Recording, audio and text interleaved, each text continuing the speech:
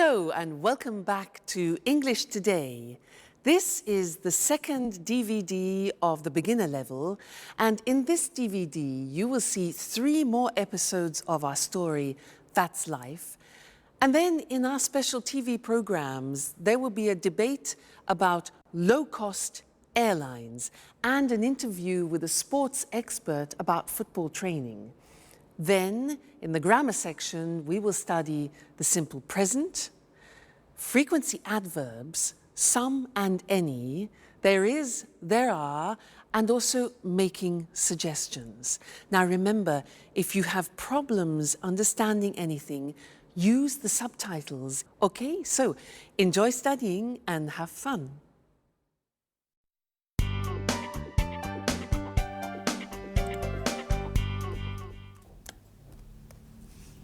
Hello, Anne. Oh, it's you, Peter. Look, this is it. Look at what? My office. Here, near my bed. Oh, I see. By the way, where are the office supplies? The computer supplies are in that cupboard over there. The folders, pencils, pens, etc. are here in this cupboard. And I also have 2 chairs. Oh, good. Are these for everyone? No, they are not. Don't touch anything, please. Okay, so you say you have all of the office supplies. No, not really. There isn't a fax machine. There aren't all the programs I need on my computer. And I guess you have an answering machine. Is it useful? I don't need an answering machine. I answer the telephone myself. Okay, you're right. This office is nice. And if you need a fax machine, I have one in my apartment. Oh, thank you. Wait a minute. Something is missing. Where's the coffee machine? All offices have a coffee machine. I'm afraid there isn't one here. There's a staff kitchen on the other side of the house. In the kitchen. We can have some coffee there. Good idea.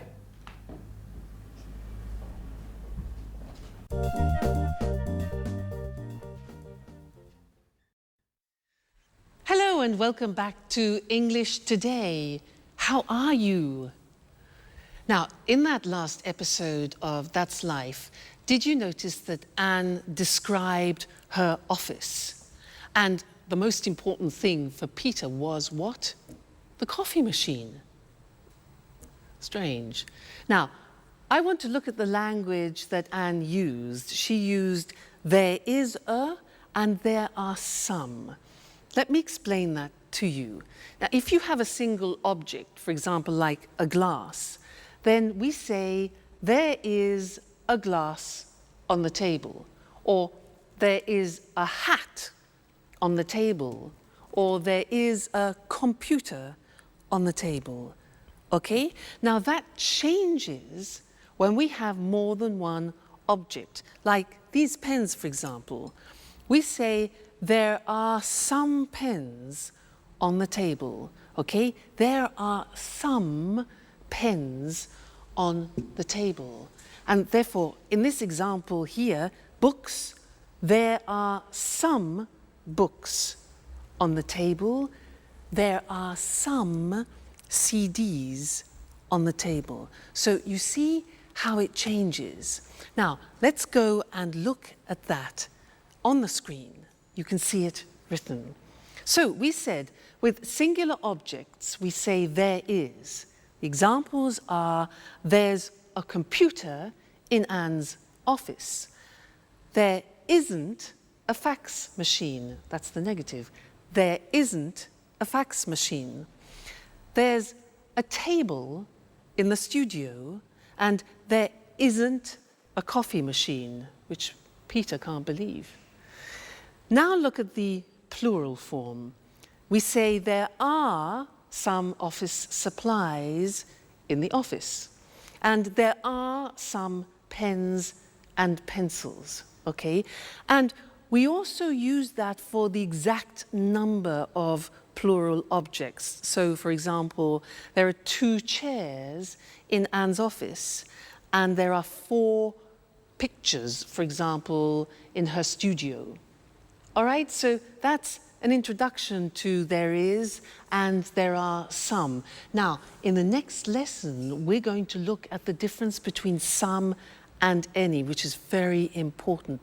So listen out for that in the next episode and then come back here and we'll work on it. All right, see you later. Bye. Do you want milk with your coffee?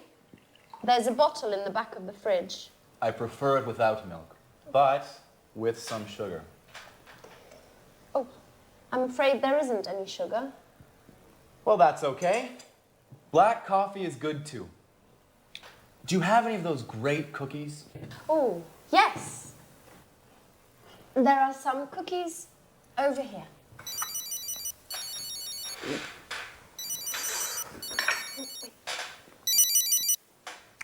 Peter speaking. What? An audition? No, not at all. I'm free. Great. Bye. Well, finally, an audition. Wonderful. When? Next Monday at the Opera Theater. These cookies are fantastic. Are there any more? There are some more in the box. Thank you. Bye, Anne. Time for music.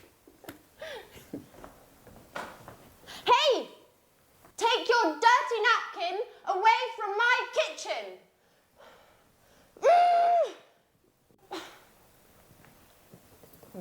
It's nice to have you as my new office neighbour.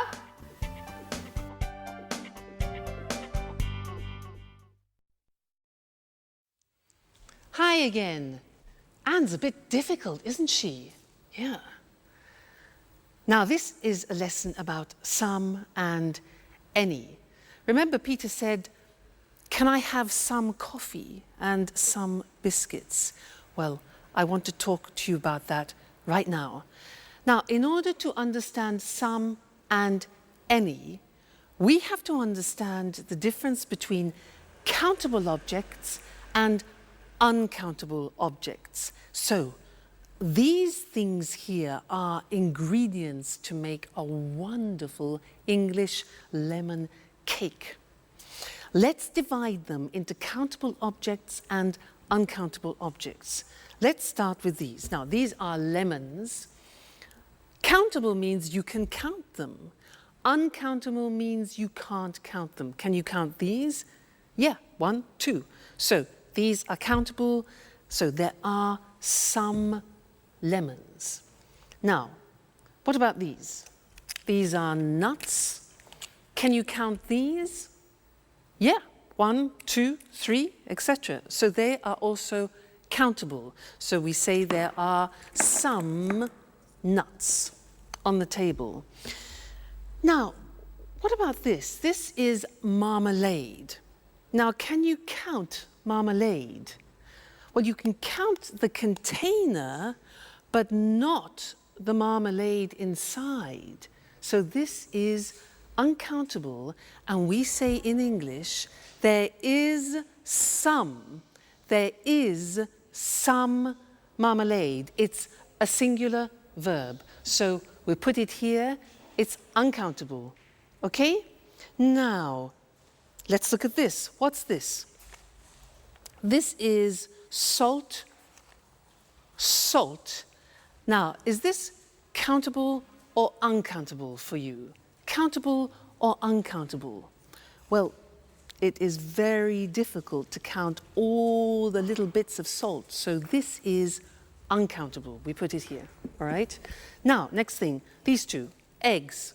Countable, uncountable, 1, 2, countable. There are some eggs. This here is spices. Spices. Now, these you can count. So we say there are some spices. What about this? Milk. You can count the bottle, but can you count the liquid? No. So all liquids are uncountable, and we say there is some milk. There is some milk, so singular verb. Put that there. Now, what have we got here? Butter, butter. Can we count that? Well, we can count a packet, yes, but the butter inside? Exactly, no, we can't count butter. So there is some butter, we put it here. Good. Now, what else have we got? Flour. You know, flour we use to make pizza, to make cakes. Is that countable? Exactly, it's not countable. It's like salt, like sugar, like coffee. So we put this here, uncountable. And the last thing, this. What's this? Water. Is water countable? No, it's not.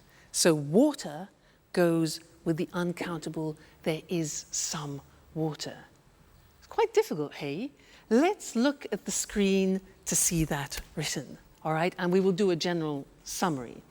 So we said countable objects in the plural. In the positive form, we say there are some lemons on the table. There are some CDs on the table.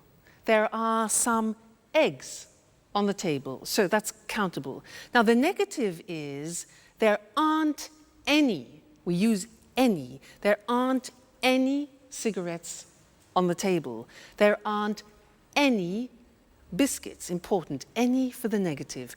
There aren't any magazines, for example, all right? Now, questions. Here again, we use the word any. We use any in the negative and any in the questions. So, are there any glasses on the table? Are there any books on the table? Are there any pens? All right, so some in the positive, any in the negative, and the question form. Good. Now, let's move on to uncountable objects. These ones here. The examples are, there is, singular verb, some sugar on the table. There is some flour on the table. There is some water on the table. Okay? Negative, again, we use any. We say there isn't any bread on the table. There isn't any wine, a liquid, on the table.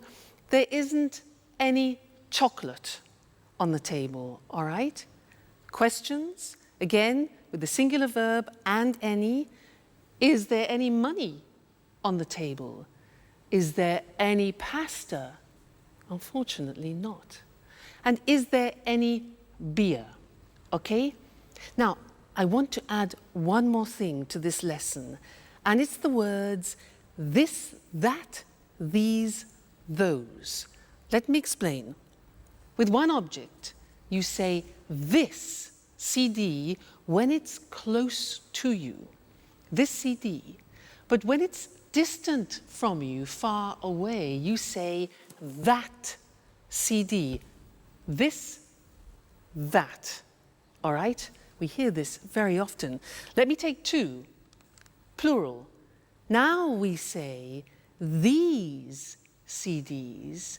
When they're far from you, we say those CDs. Okay? So these, those, one, this, that. Let's see that on the screen.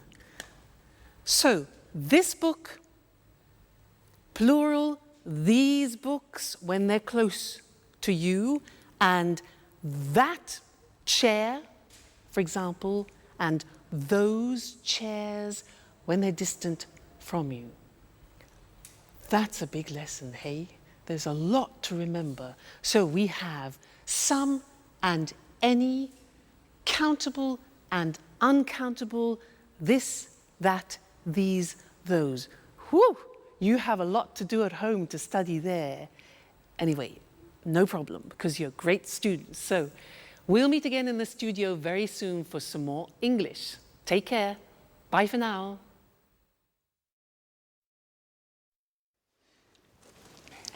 Yes, I always go shopping on Saturdays. The first thing I do on Saturday is drive to the supermarket. I sometimes go shopping on Saturdays, but usually I sleep late. I'm always so tired on Saturdays.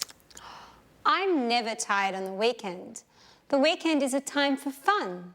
I paint, go jogging, go out with some friends. Unfortunately, I sometimes have to study. Oh, I sometimes do a little work at the weekend. When I'm free, I like going swimming, going to exhibitions, or to concerts, if I have enough money. Oh, and every Sunday, I clean up the entire flat. And in the evening, I watch TV. Oh, I never watch TV. It's boring. Peter and I like going to the cinema at the weekend. Yes, it's important not to watch too much TV. An hour a day or so, that's enough. Come on, guys. You talk like my grandfather. Work, TV, housework on the weekends. Life is more. I want you to take me to places where young people have fun. Great. Get ready, Grandpa.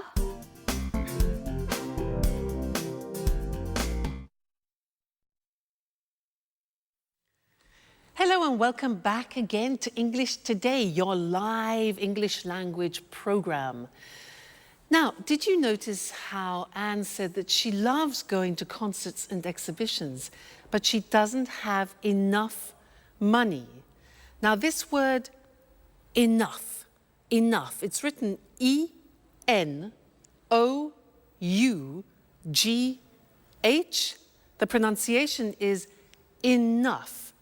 What does it mean? Let me show you. I have a ticket here for a concert, okay? This is 45 euro. 45 euro. Now, I have 40 euro here.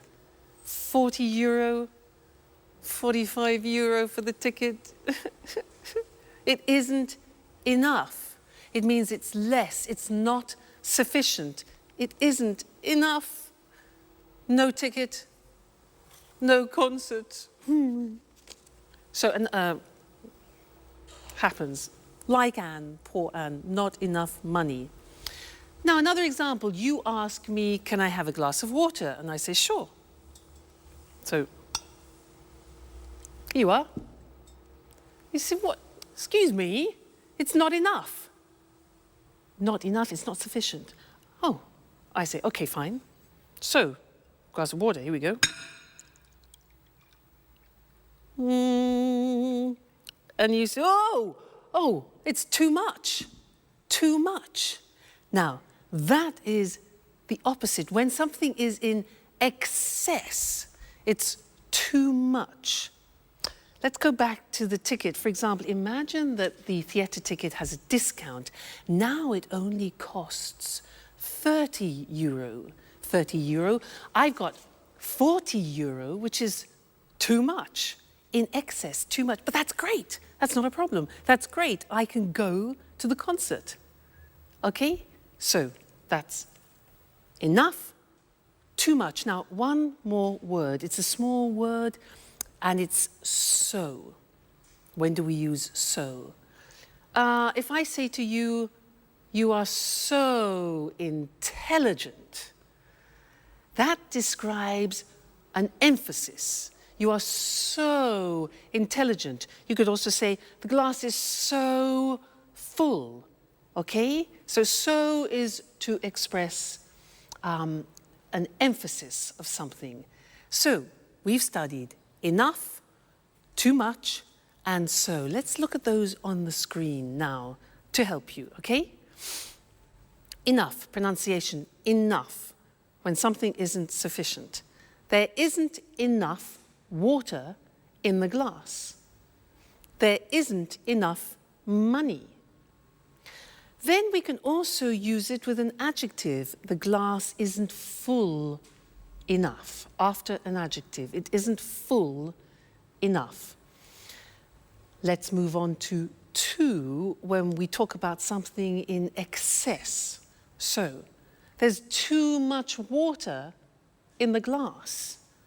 There's too much money. Great. There are too many coins. Now, many is because we use it with countable things. There are too many coins. We can use it with an adjective. For example, the ticket is too expensive. The glass is too full. All right? Then the last thing was so. When you want to emphasize something, the ticket is so expensive. The glass is so full, or you are so intelligent. Fantastic. So that's the end of this lesson. Remember, enough, too much or too many, and so. That's it for now, and I'm going to see you again extremely soon. Take care. Bye.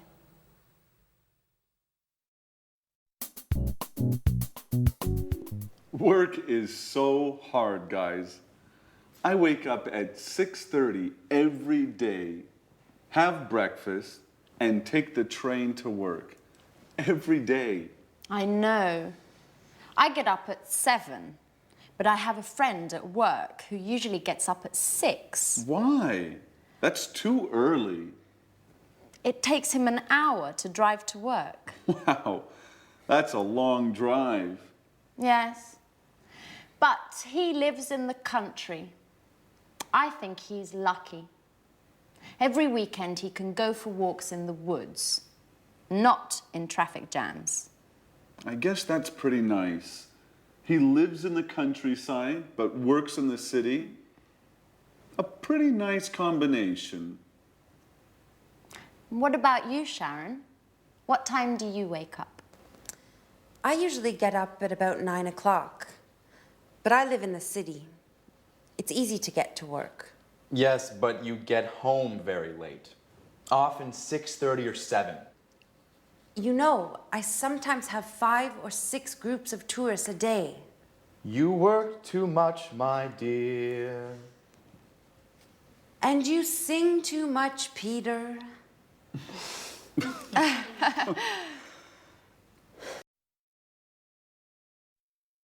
Hello again, and how are you? Now, from that last conversation, we learned that Sharon works too much and Peter sings too much. How about you? Do you work too much? What time do you get up in the morning? 6:45? 7 o'clock? 7:15? 7:30? Well, I'm going to describe my typical day, and I'm going to use the simple present to do that. All right? Well, first, I wake up at 6:45, but I don't get up. I listen to the radio and I listen to the news. Then after I slowly get up, that's difficult, and I take a shower. I take a shower. I get dressed, and then I go for a walk with Suki. Then we have breakfast together. She has dog biscuits, and I have toast, marmalade, and butter. Then I go to work on my scooter. Now, my boyfriend has a different day because he goes to work at 8 o'clock at night. Remember, he's a jazz musician. Now, did you notice I said he goes to work? That's because with the third person we add an S, goes. He goes to work at 8 o'clock and he comes home at 3 o'clock in the morning because he plays jazz concerts. Then he goes to bed and he gets up at lunchtime at 1 o'clock. So we meet at dinner, which is we don't have much time together. But that's life.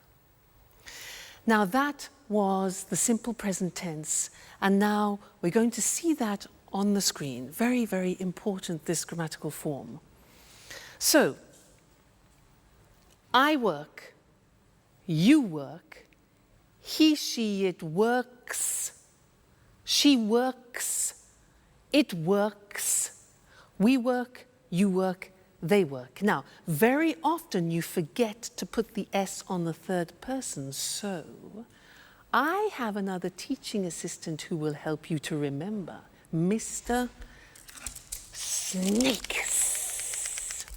He is here to help you remember to put the S on the third person. So listen, I work at home, you work every day, he works at night, she works in an office, it works all week, we work together, you work full-time, they work at weekends. So remember, it's not difficult, the simple present in English.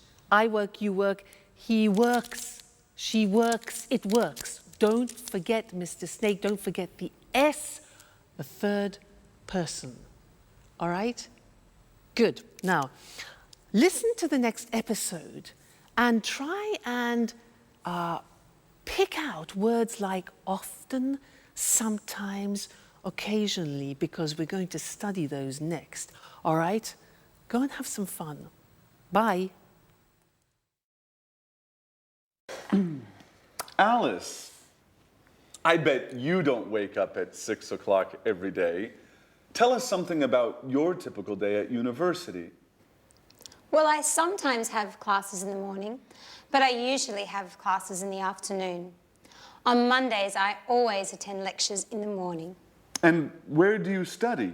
I usually study in the library, but I sometimes study at home too, when I don't have classes in the morning.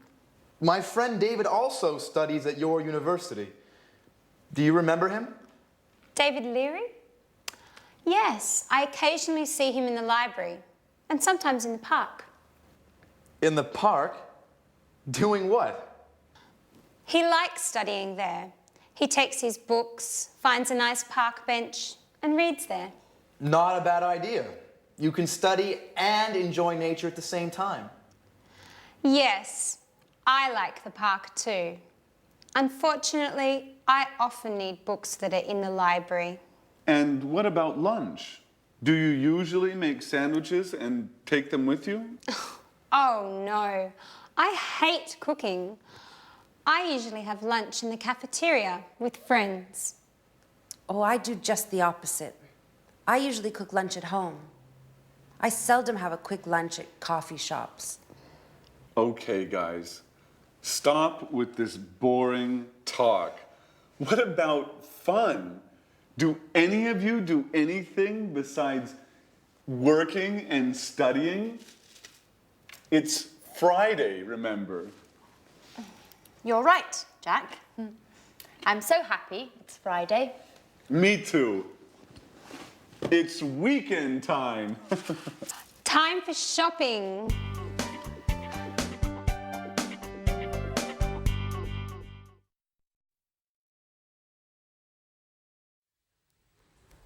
Jack really knows how to provoke Anne, doesn't he? Did you notice those words? Sometimes, always, occasionally? Because we're going to study those now. And in English, they're called the frequency adverbs. And we usually use them with the simple present tense. And they describe how many times you do actions, frequency adverbs. Now, to help me introduce them, I have another teaching assistant. This is, ta-da, Mr. Dinosaur. Mr. Dinosaur is here to help you with the frequency adverbs. Dinosaur, D-I-N-O-S-A-U-R. Now, let's see at the screen how Mr. Dinosaur is going to help you. Well, look at the screen. Now, we're talking about adverbs of frequency, things which describe how often you do something, like habitual actions. Dinosaur. Look at the screen. We have D-I-N-O-S-A-U-R. Now, these letters represent a frequency adverb. Let's see if you can find them. What do you think O is? When you do something a lot. Yeah, often. O is often. What about N? When you do, N is never. Good. N is never. What about A? Something that you do a lot. A is always. Good. What about S? S is sometimes. Very good, sometimes. Now, U is for usually. Usually, it's a habit. What about R? R stands for rarely. That's difficult to pronounce. Rarely. And the last one, look at the top. We've got D. Monday, Tuesday, Wednesday, Thursday, Friday, Saturday, Sunday is, a bit strange this, every day. All right, so those are the main frequency adverbs. Every day, never, often, sometimes, always, usually, rarely. You notice sometimes is also the same as occasionally, and rarely, another way to say rarely is seldom. Okay, now, the important thing about Mr. Dinosaur and the frequency adverbs is where to put them in the sentence. Now, look at the examples. We put them in front of the main verb. So, I never go out. You always arrive late. He usually gets up at 7. She rarely plays tennis. It often rains in England. We sometimes watch TV. You occasionally drink wine. And the last one is different. Every day they drive to work. Usually every day we put at the beginning. But the others are always before the main verb and after the subject. Now, one problem. There is an exception to the rule, which is typical of the English language. And what is the exception? The exception is the verb to be. The verb to be is always an exception in English. Let's see how that works. Look at the example. He isn't often late. We're sometimes in a hurry. You see the position. The position of the frequency adverb is after the verb to be, not before. And that's the rule. So he isn't often late. We're sometimes in a hurry. They're never at home. And I'm always tired. So those are the frequency adverbs, very important, and we use them to describe our habitual actions. Now, in the next episode of That's Life, listen for this word, enough. Enough. It's a very strange word, because we're going to talk about that in the next lesson here in the studio. So, go and see That's Life. Bye.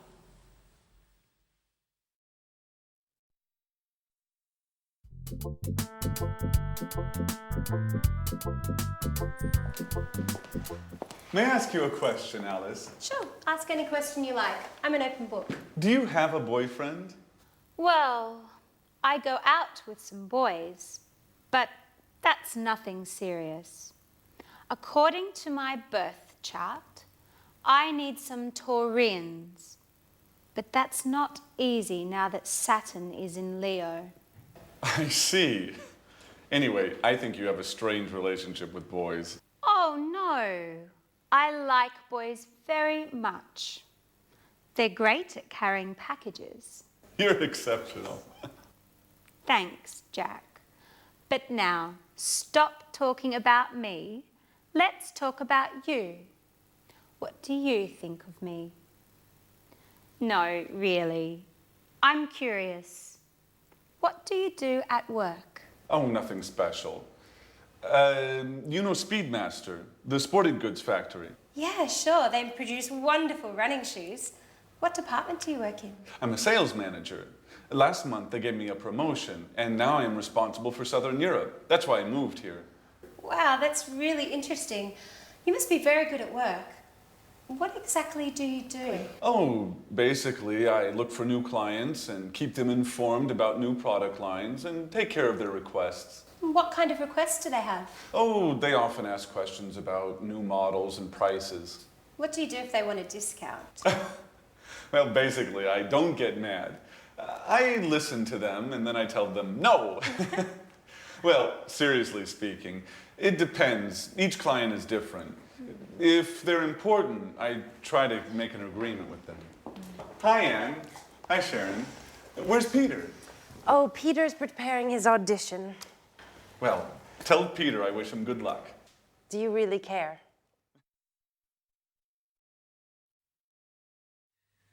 Hello and welcome back to English Today for some more live English. Now, Jack, does he really care for Sharon? I think he does. Let's ask Mr. Monkey. Mr. Monkey, does Jack really care for Sharon? Mr. Monkey. Yes, he agrees, he cares. Now, in that episode, there were a lot of questions, and I want to practice that with you now. And to do that, we are going to have a quiz. I am going to change profession. I am no longer an English teacher. I have a different job. I will ask 10 questions. I will give the answers, and you must guess my new job. Now, if you guess it correctly, I will play a flight for you to go to London for a romantic weekend. How about that? Flight to London? So 10 questions. Listen carefully. Number 1. Do I work in an office? No, I don't. Number 2. Do I work outside? Well, yes, actually, I do sometimes work outside. Next, do I have special qualifications? Oh, yes, I have special qualifications for my job. Okay, next one. Do I work at weekends? Yes, I do, actually. Most weekends I work. So, I don't work in an office. I work outside sometimes. I have special qualifications, and I work at weekends. Okay, next one. Do you travel a lot? Oh yes, I travel everywhere. I travel to America, to the Far East, around Europe, a lot. Do you earn a lot of money? Oh yes, I earn a lot of money. Next question. Do you use your hands when you work? Yes, I do. I use my hands and I also use my feet. Very important. Next one. Do you work with other people? Yes, that's very important. I work with other people. All right, next one. Do you use music in your job? Music? Yes, now music is very important for me, music. And the last question, do you wear special clothes? Well, yes. For my job, I have special clothes, I have special shoes, particular shoes, and I do my hair in a special way. So, I use my hands and my feet. I work with other people, I use music, I earn a lot of money, I wear special clothes, and I travel a lot. So what's my job? No. No. No. It's difficult. Shall I tell you? I'm a prima ballerina. I won, you lost. No London, no flight to London. Next time, there'll be another quiz. All right, good. So let's look at the grammar that we've just used for asking questions, okay? Now, we have the question form with the question word like when, the auxiliary, do, I, the subject, and then arrive, which is the verb. So, when do I arrive? Okay, that's a typical question in the simple present. Look at the next one. What do you do at work? What do you do? Next one now, this is important, and we need Mr. Snake because it's who does he work with? Remember, does, third person, the S, do becomes does. So who does he work with? Next one, why does she study? Third person. How much does it cost? Again, third person, it. When do we leave? Where do we live? And how do they speak English? Okay, so remember, third person does is the auxiliary plus the infinitive. All right, so those are the English question forms. Now, in the next episode, listen out for the negative form, and then we'll study that together. Okay, so have fun studying, and I'll see you again very soon. Bye.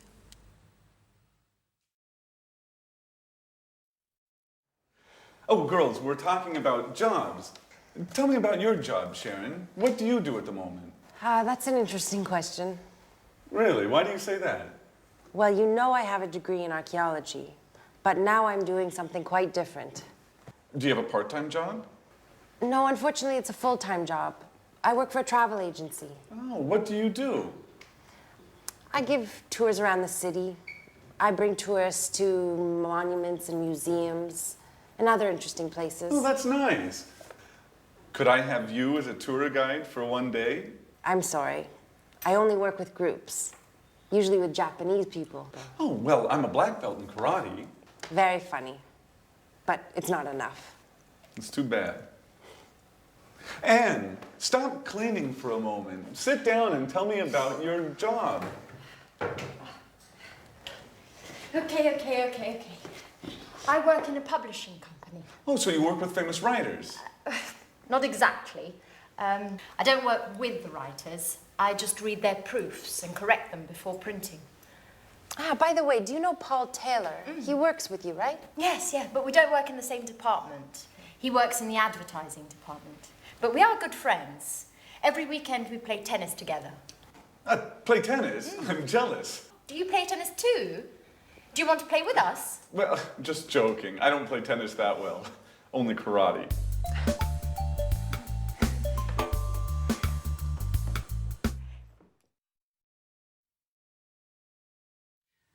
Jack, I don't play tennis very well. I only do karate. He doesn't play tennis very well. It's easy. Men. Now, anyway, it was a good example of the negative of the simple present tense. I don't play tennis very well. Now, I'm going to tell you my typical day again, but in the negative, and listen to the grammatical form, okay? I don't wake up at 6:45. I don't get up after. I don't listen to the radio. Now, don't is do not abbreviated, okay? I don't take a shower. I don't have breakfast with Suki, and I don't have dog biscuits. Now think of my boyfriend. Let's go into the third person. My boyfriend doesn't go to work at 8 o'clock at night. He doesn't play the saxophone, he plays the double bass. Now, doesn't is does not contracted. Doesn't, okay? Plus the infinitive. So he doesn't play, let's say, at 1 o'clock in the morning. He doesn't come home at 7 o'clock in the evening. So you see, these are examples of the negative form. And now we need to go and look at the screen because we need to see how that works in comparison to the positive form. All right? Great. Now, look at the examples. I don't teach on Sundays. Do not becomes don't. I don't teach on Sundays. You don't know my parents. Jack doesn't, does not. Jack doesn't play tennis well. Alice doesn't have a boyfriend. The house doesn't belong to Anne. Third person, doesn't. We don't work part-time. You don't know Anne's aunt. And Alice and Sharon don't live together. All right, so now we have studied the positive form, the question form, and the negative form of the present tense. So a whole world opens up for you, okay? Well, you just keep studying and we'll meet again here for another live show very soon. All right, take care. Bye.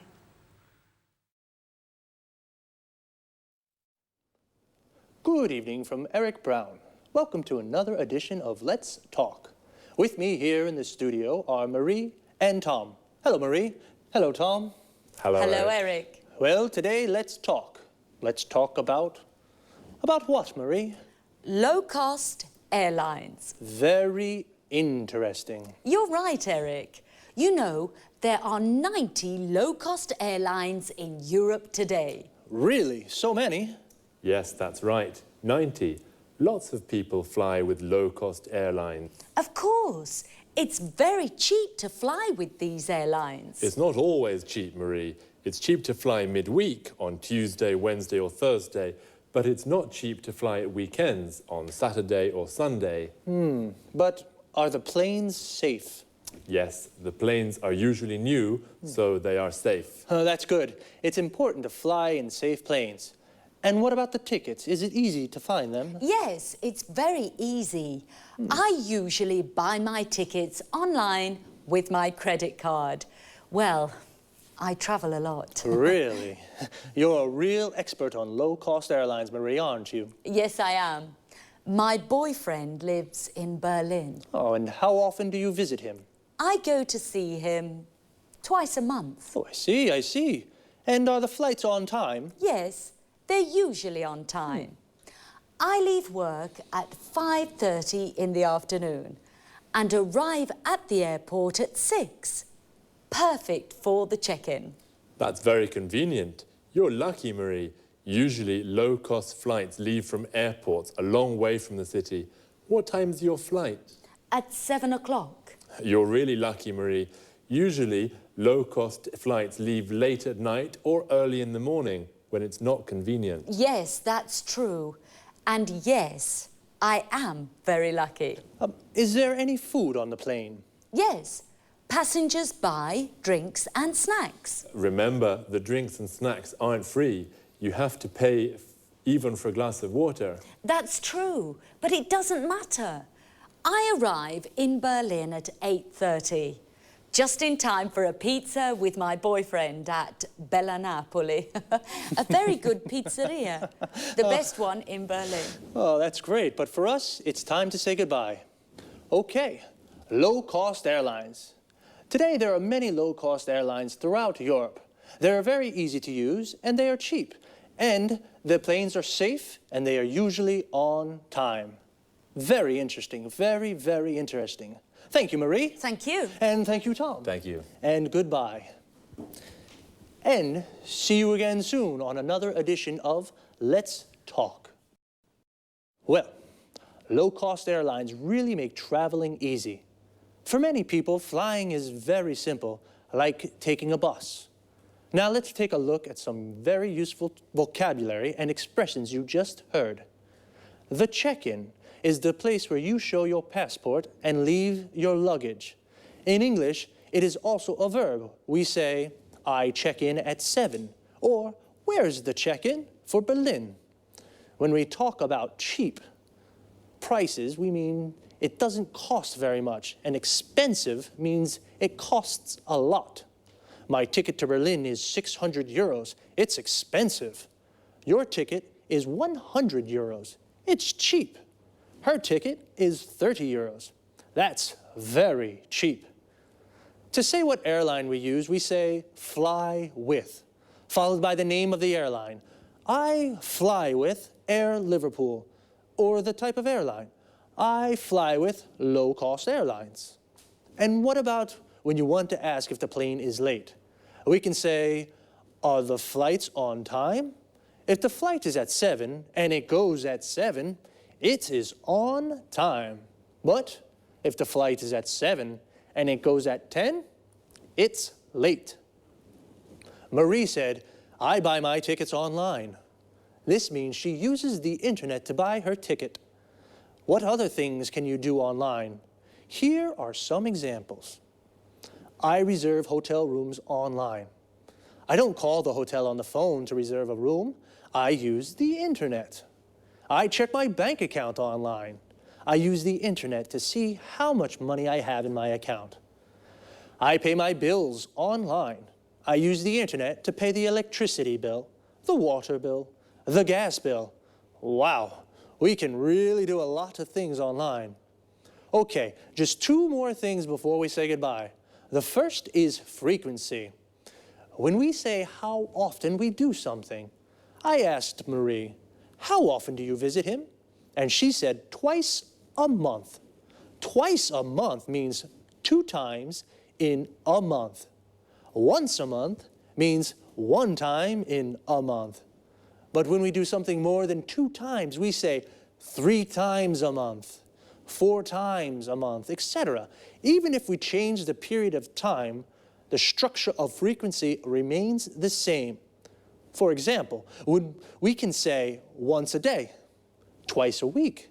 But remember, we say 3 times a year, 4 times a week. One last thing. Notice the preposition after arrive.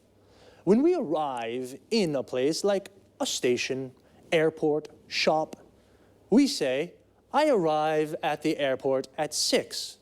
But when we arrive in a city or country, we say, I arrive in Berlin at 8:30.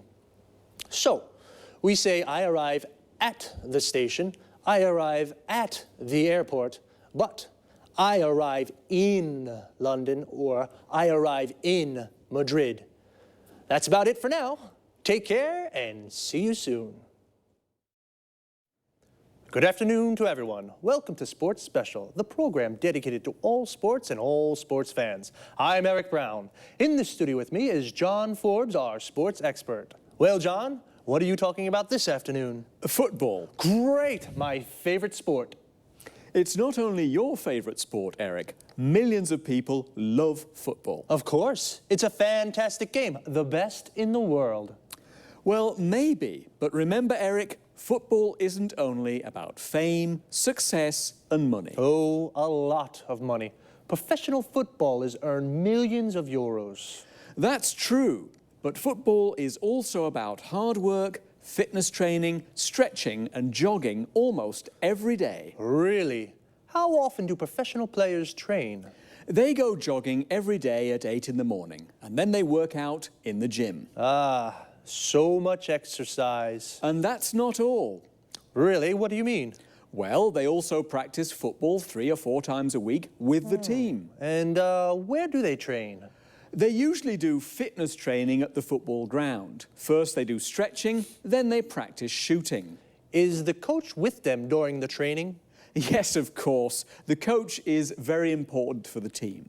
He shows the players good techniques for passing, dribbling and heading. And he decides who plays in the matches. How many matches are there in a football championship? 30, more or less. You know, football championships take place in the winter, usually from September until June. And when do they play matches? At weekends, but the big clubs also play during the week for the European Cups. Oh, championships, European Cups, training. Footballers are very busy. Yes, they are. The only time they rest is in the summer. Well, holidays only in the summer, but what about fun? For example, can the players have a beer after a match? Of course, Eric, especially if they win. A beer is a perfect way to celebrate a victory.